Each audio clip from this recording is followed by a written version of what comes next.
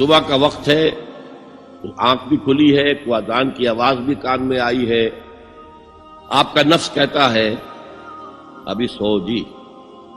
آپ نے اپنی چادر یا کمبل کو درست کیا اور کروٹ لی اور سو گئے. یہ کیا ہے؟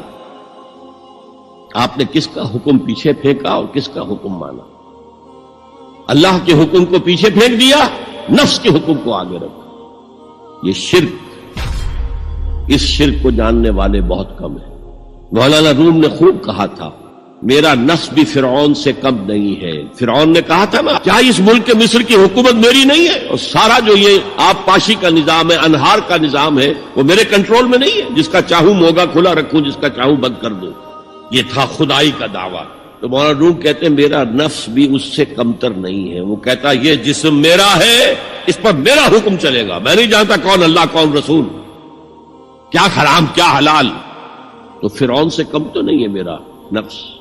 لیکن فرعون اس کی بہت مدد تھی، فوج تھی، لاؤ لشکر تھا، تو اس نے زبان سے بھی کہہ دیا کھل کر انا ربکم الاعلی.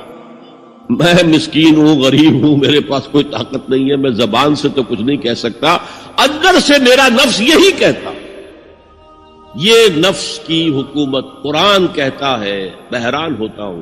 اے نبی تم نے دیکھا اس شخص کو، اس کے حال پر غور کیا جس نے اپنی خواہش نفس کو اپنا الہ بنا دیا. اللہ اکبر.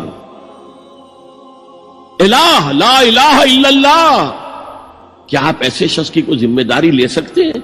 سود حرام ہوا کرے جی، حرام ورام، ہمارا دھندا جو ہے وہ آگے بڑھ نہیں سکتا. تو اللہ کے حکم کو پیچھے ڈالا، نفس کے تقاضے کو آگے رکھا. کون معبود ہے آپ؟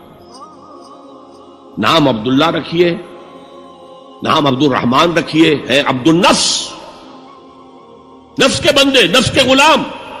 پوچھا گیا ایو الہجرت افضل یا رسول اللہ، اے اللہ کے رسول بتائیے سب سے اعلیٰ ہجرت کون سی ہے، افضل؟ فرمایا ان تہجر ما کرہ ربک، ہر اس چیز کو چھوڑ دو جو تمہارے رب کو پسند نہیں. آج رات ہی سے آپ ہجرت شروع کر سکتے ہیں. جائزہ لیجئے کیا کیا چیزیں میری زندگی میں خلاف شریعت ہے، تو اللہ کو ناپسند ہے. فیصلہ کیجئے کہ آج کے بعد نہیں ہوگی. ہجرت شروع ہو گئی. تو جہاد تو یہاں سے شروع ہو گیا، اپنے نفس کے خلاف جہاد کرنا. صبح نفس نے کہا بھی سو جاؤ، آپ نے نفس کی بات کو رد کیا، اپنا کمبل اٹھا کے پھینکا، اٹھے، وضو کیا، نماز کے لیے آپ مسجد چل دیے. آپ نے جہاد کیا نفس کے خلاف. یہ افضل الجہاد ہے.